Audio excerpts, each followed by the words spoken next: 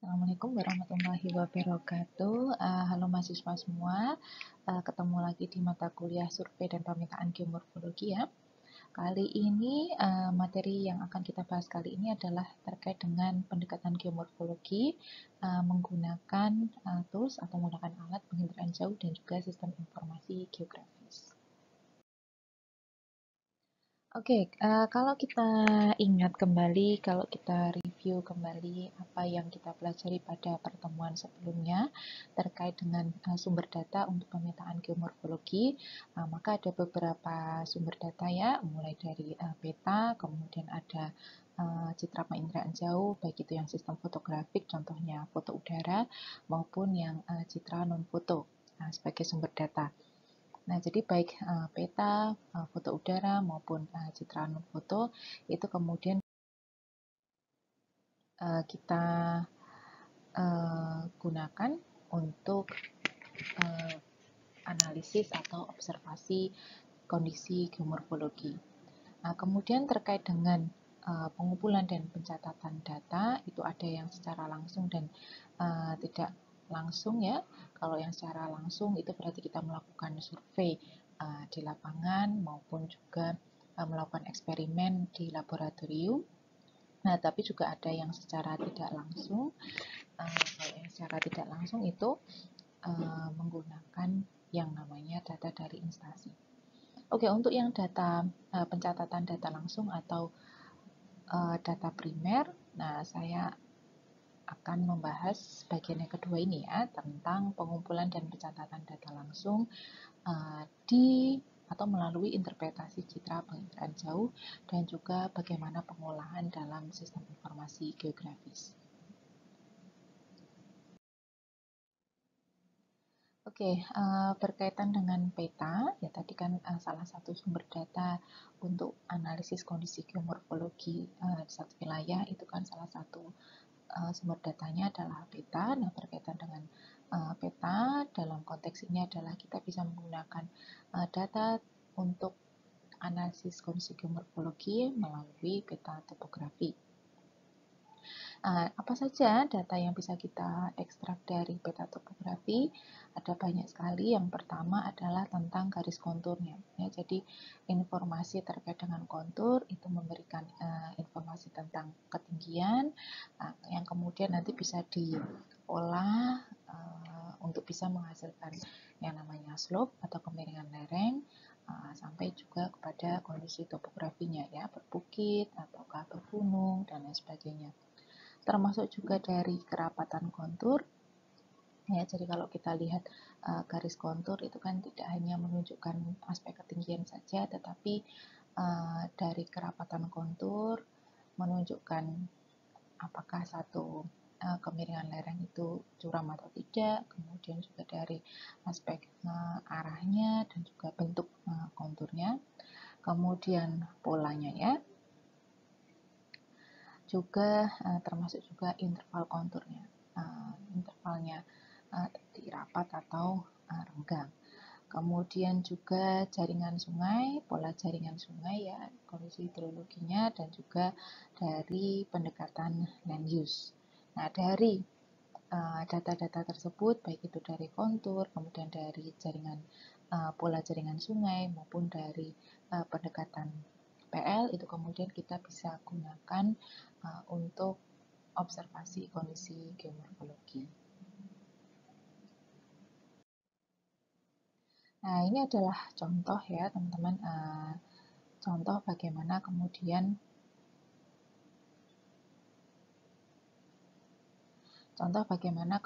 penggunaan citra penginderaan jauh sebagai sumber data atau sumber informasi untuk observasi kondisi geomorfologi. Nah, di bagian atas ini merupakan satu foto udara yang dia merekam cakupan area gunung api. Ini contohnya adalah gunung api Merapi. Nah, di sini kita bisa lihat ada satu bentukan yang ada kerucut begitu, yang kemudian juga kita bisa lihat ada pola aliran melingkar ya, melingkar ke arah luar. Kemudian juga ada di bagian bawah adalah contoh foto udara. Nah, ini untuk bentukan asal proses struktural perbukitan antiklinal ya.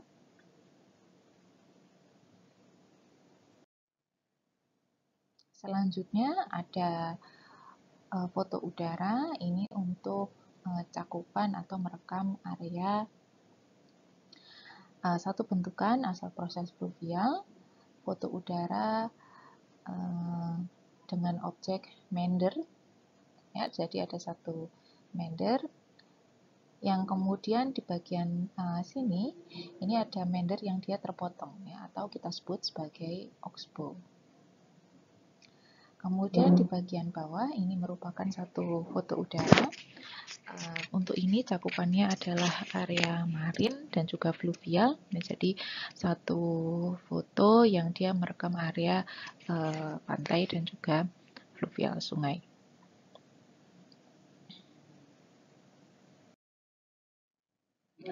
Nah, selain pendekatan dari tadi yang bisa kita lihat pada citra penginderaan jauh, mulai dari pola alirannya seperti apa, kemudian juga dari bentukan satu objek. Nah, kita juga bisa melihat atau mengamati kondisi geomorfologi itu menggunakan pendekatan PL, pendekatan land use-nya. Land use and cover-nya. Sehingga kalau di sini contohnya ya, ini juga sudah pernah saya singgung di pertemuan sebelumnya, di mana kalau yang di bagian bawah ini merupakan satu gambaran dari citra penginderaan jauh untuk area Kars ya. Jadi cekungan Wonosari yang merupakan area Kars, satu bentukan dari asal proses solusional. Nah, di mana salah satu karakteristik dari kondisi geomorfologis seperti ini atau dari bentukan asal proses solusional ini, di area karsnya ya itu kan sifatnya dia lebih kering ya, maka kemudian tercermin juga pada penggunaan lahannya, di mana penggunaan lahannya bisa kita lihat pada peta RBI ini lebih banyak area tegalan dan juga hutannya digunakan untuk tegalan dan hutan. Nah, kemudian berbeda dengan area cekungannya, area lembahnya, di mana area lembahnya ini akan lebih banyak menampung air, kondisi hidrologinya baik, maka kemudian tercermin juga dari kondisi land use-nya, di mana land use-nya ini kalau bisa kita lihat di peta RBI, ini akan lebih banyak permukiman dan juga sawah ya, sawah irigasi. Nah, kemudian pengamatan atau observasi kondisi geomorfologi atau bentuk lahan ya, secara dalam konteks ini itu juga bisa kita lakukan dengan pengamatan pola aliran sungai ya. Jadi kalau kita review juga ya, pola aliran sungai ada yang dendritik, kemudian juga ada yang rektangular, juga ada yang radial ya, radial sentrifugal dan sentripetal, kemudian juga ada yang aliran pola aliran trellis. Nah, pola aliran ini akan sesuai atau selaras dengan bentuk lahan pada area tersebut ya.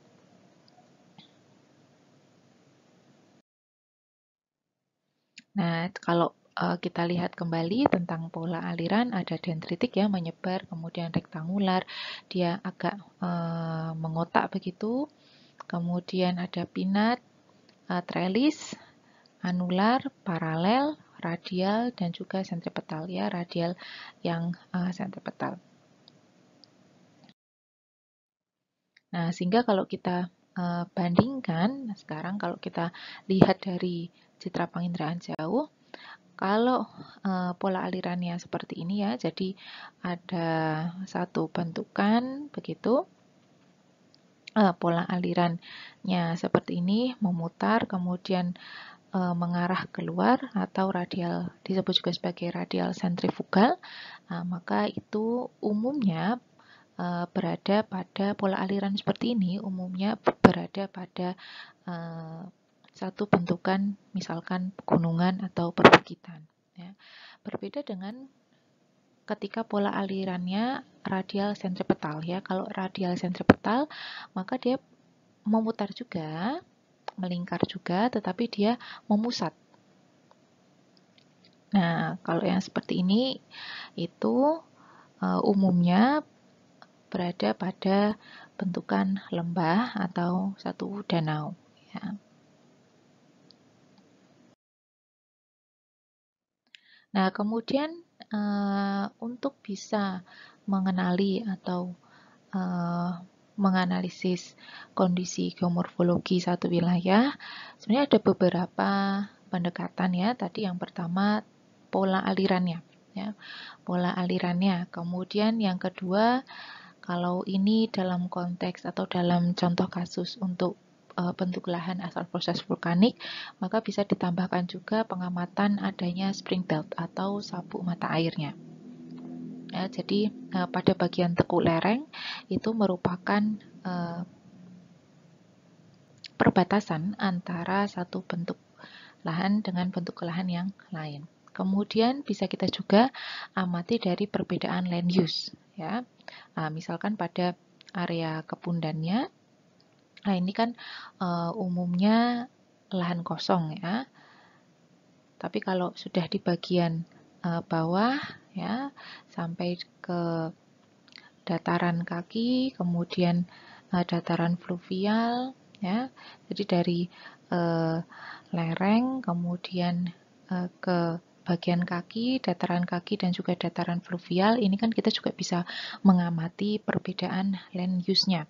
Mulai dari hutan yang rapat, kemudian lebih banyak ke area kebun, kemudian bagian dataran kaki ini lebih banyak ke permukiman dan juga persawahan, sama juga untuk yang fluvial ya, untuk lebih ke sawah ya. Nah, jadi itu ada pendekatan pola aliran, pendekatan adanya sabuk mata air yang bisa kita lihat pada tekuk lereng, perbedaan kemiringan, perbedaan kemiringan lereng ya. Kemudian juga ada perbedaan land use-nya hingga kemudian bisa kita tentukan bentuk lahan.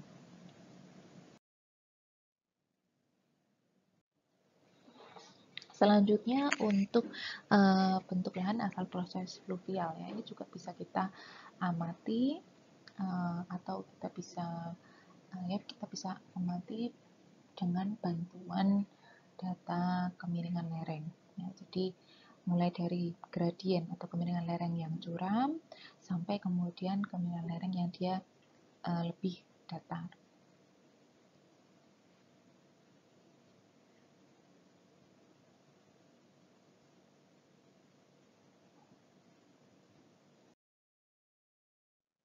Nah, sehingga ketika kita memiliki data kemiringan lereng yang kemudian bisa kita buat satu profil wilayahnya ya, untuk bisa kemudian kita bagi wilayah tersebut, apakah itu di bagian atas, di bagian tengah, atau di bagian bawah ya, karena ini akan berkaitan dengan proses yang dominan pada wilayah tersebut, apakah dia erosi ataukah deposisi. Nah, sama juga ya dengan yang tadi menggunakan pendekatan garis kontur ya. Jadi ada garis kontur di mana kita bisa melihat tidak hanya ketinggiannya, ketinggian satu wilayah, tetapi juga dari aspek kerapatannya ya, dan juga dari pola dan bentuk garis konturnya ya. Sehingga kalau kita amati di bagian garis kontur ini dengan bentukan seperti ini, ya kita bisa melihat kalau yang ujung huruf V-nya itu menunjukkan arah bagian hulunya ya, kemudian bagian sini adalah arah hilirnya ya. Jadi ujung kerucutnya ini menunjukkan arah untuk hulunya, hulu sungainya. Yang kemudian ini juga bisa kita amati di bagian kiri ini dia lebih rapat ya, menunjukkan bahwa kemiringan lerengnya dia lebih curam, lebih terjal, yang kemudian semakin ke kanan ini akan dari gambar ini dia semakin renggang ya, atau menunjukkan kemiringan lerengnya semakin landai.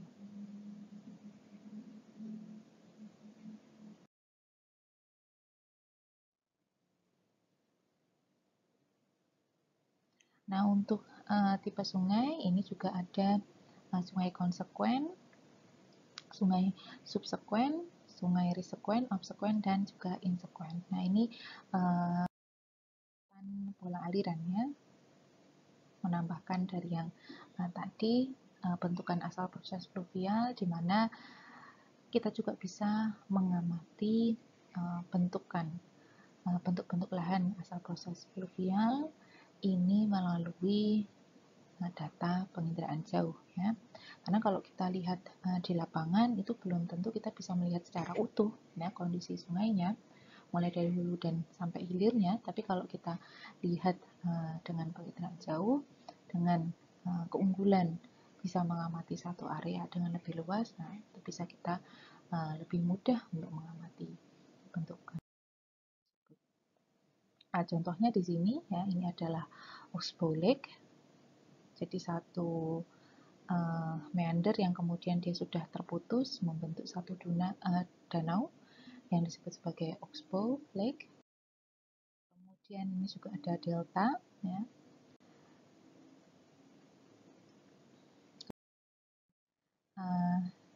Ini juga ada contoh yang lain ya, identifikasi bentuk lahan asal proses fluvial melalui citra penginderaan jauh. Di mana kalau di contoh ini dia menggunakan band inframerah dekat atau panjang gelombang inframerah dekat, di mana kemudian hasil objeknya untuk yang tubuh air itu akan memiliki rona sangat gelapnya, ditunjukkan atau dicerminkan dengan rona yang sangat gelap. Di bagian kanan ini juga masih sama, dia menggunakan citra penginderaan jauh tetapi citra radar ya. Kalau ini citra radar C dan juga X band, di mana kemudian kita bisa melihat adanya satu sungai dan juga satu floodplain atau dataran banjirnya. Ini juga sama ya, jadi dari satu citra penginderaan jauh, kemudian bisa kita amati beberapa bentukan asal proses fluvial, ada cut bank, kemudian ada point bar, kemudian ini ada infield channel, kemudian di sini juga ada beberapa oxbow lake. Nah, keunggulan citra penginderaan jauh yang lain ya, selain dia bisa mengamati satu wilayah dengan cakupan pengamatan yang lebih luas, penginderaan jauh juga bisa membantu kita untuk melakukan yang namanya monitoring ya. Jadi monitoring satu wilayah, bagaimana satu wilayah itu dia berkembang. Nah, dalam contoh ini misalkan dari tahun 1956, pengamatan 1956 dan juga pengamatan 1988 ya, di mana ternyata ada perkembangan yang terjadi pada sungai ini ya, Sungai Luangwa River di Zambia ya, di mana di tahun 1956 ini kemudian ada perubahan ya, pola aliran ya, mulai yang ini ke sini ke bagian barat. Nah, kemudian ternyata semakin lama dia semakin lurus ya ke arah selatan.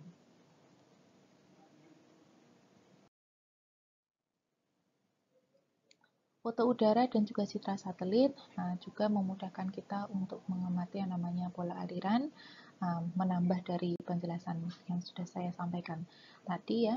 Jadi ada misalkan ada dendritik, kemudian juga ada paralel. Nah, contoh untuk yang paralel ini biasanya berada pada area struktur lipatan ya, baik itu lipatan monoklinal maupun yang isoklinal maupun area yang dekat dengan pantai.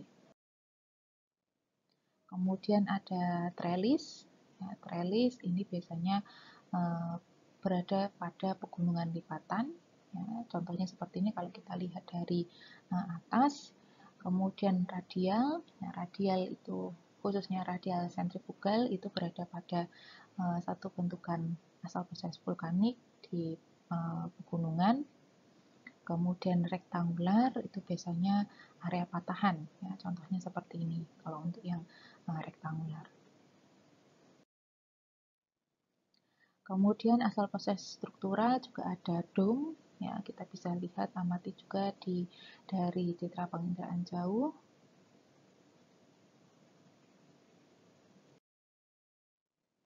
Kalau yang ini untuk patahan, ya, ini patahan San Andreas di California.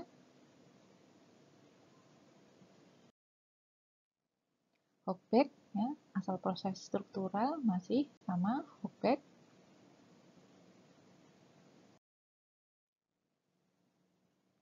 Jadi pendekatan pola aliran, di mana setiap pola aliran itu memiliki atau khas, ya, berkaitan atau selaras dengan kondisi geomorfologi. Ini untuk alignment dan juga patahan. Ya, kita bisa amati banyak alignment di sini menggunakan data DEM. Kemudian berlanjut ke asal proses Smarin, ya, jadi ada speed di sini. Jadi speed merupakan terbentuk dari sedimen yang dia mengendap, yang kemudian dia membentuk satu muara atau satu teluk. Kemudian lagun, ya, jadi sekumpulan air yang dia tertutup sedimen, kemudian terpisah dari laut utamanya. Kemudian juga ada tombolo, ya, jadi semacam seperti jembatan, ya, yang menghubungkan antara dua pulau.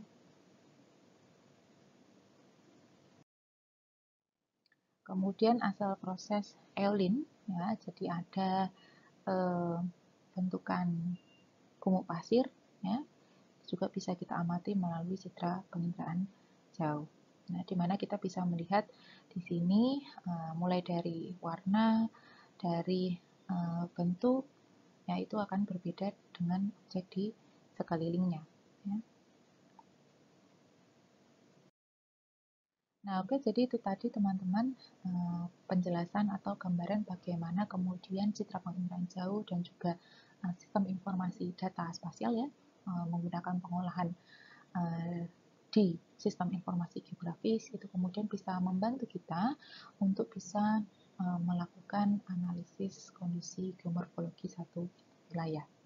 Tadi kita bisa menggunakan pendekatan pola aliran, juga menggunakan pendekatan land use, termasuk juga unsur-unsur interpretasi citra yang lain, ya.